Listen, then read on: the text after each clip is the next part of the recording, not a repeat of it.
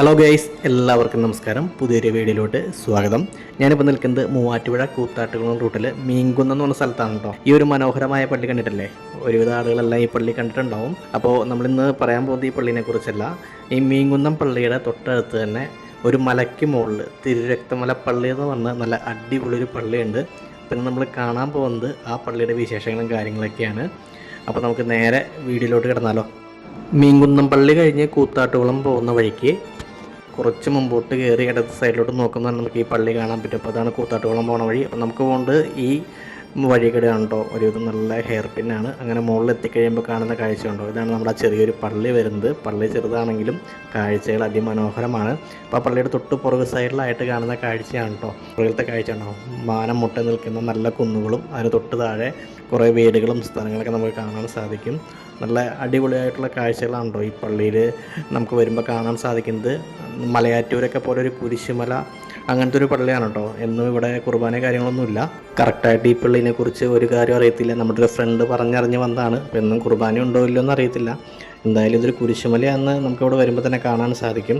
അപ്പോൾ ഇതാണ് കേട്ടോ പള്ളിയുടെ പുറകുവശം വരുന്നത്.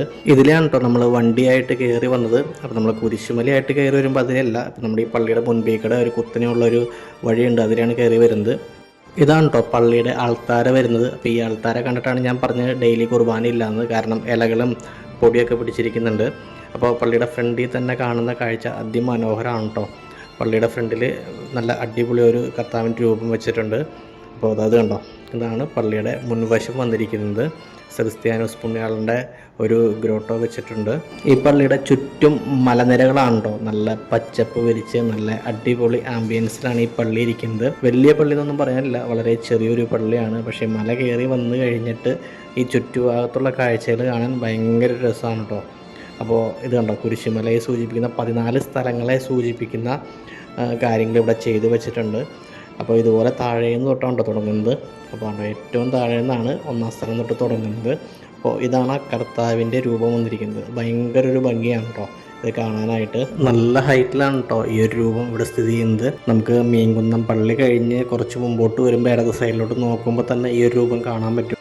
അപ്പോൾ ഇതുകൊണ്ടോ അങ്ങ് ദൂരെ താഴെ കാണുന്നതാണ് കേട്ടോ മെയിൻ റോഡ്. മൂവാറ്റുപുഴ കൂത്താട്ടുകുളം കോട്ടയൊക്കെ പോകുന്ന റോഡാണ് ആ കാണുന്നത്. ആ KSRTC ചെറിയ രീതിയിൽ പോകുന്നത്.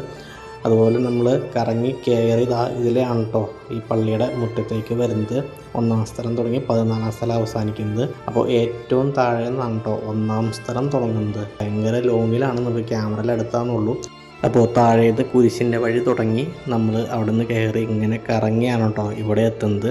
ഇവിടെ വരുമ്പോൾ തന്നെ അത് കണ്ടോ, കർത്താവ് കുരിശിൽ മരിച്ചൊരു രൂപം ഉണ്ടാക്കി വെച്ചിട്ടുണ്ട്. അതിന് തൊട്ട് പുറകിൽ തന്നെയാണ് കർത്താവ് ഉയർത്തെഴുന്നേൽക്കുന്നത് പോലെ സൂചിപ്പിച്ച് വലിയൊരു രൂപം ഉണ്ടാക്കി വെച്ചിരിക്കുന്നത്. എന്തായാലും അതിമനോഹരമായിട്ടാണ് കേട്ടോ ഇതിവിടെ ചെയ്ത് വെച്ചിരിക്കുന്നത്.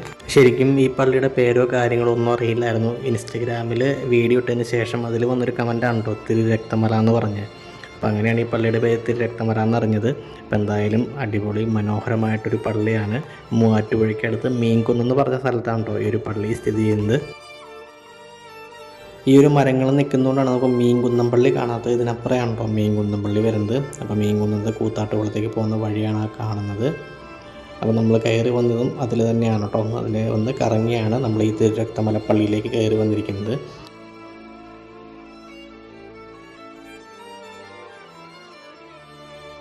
ഈ മലമുകളിൽ തിരുരക്തമലയിൽ വന്നിട്ട് ഏറ്റവും ടോപ്പിൽ നിന്ന് കാണുന്ന കാഴ്ചയാണ് കേട്ടത്. അങ്ങ് ദൂരെ മാനം മുട്ട നിൽക്കുന്ന മലകൾ കാണാൻ പറ്റും.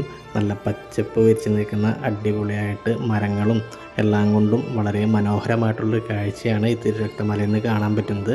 അപ്പോൾ നിങ്ങളിവിടെ പോയിട്ടുണ്ടെങ്കിൽ തീർച്ചയായിട്ടും കമൻറ്റ് ചെയ്യുക. അപ്പോൾ നമ്മുടെ ഈ പള്ളിയുടെ വീഡിയോ നിങ്ങൾക്ക് ഇഷ്ടപ്പെട്ടിട്ടുണ്ടെങ്കിൽ തീർച്ചയായിട്ടും ചാനലൊക്കെ ഒന്ന് സബ്സ്ക്രൈബ് ചെയ്യുക, സപ്പോർട്ട് ചെയ്തേക്കുക. മറ്റൊരു വീഡിയോ ആയിട്ട് കാണാം. അതുവരേക്കും ബൈ.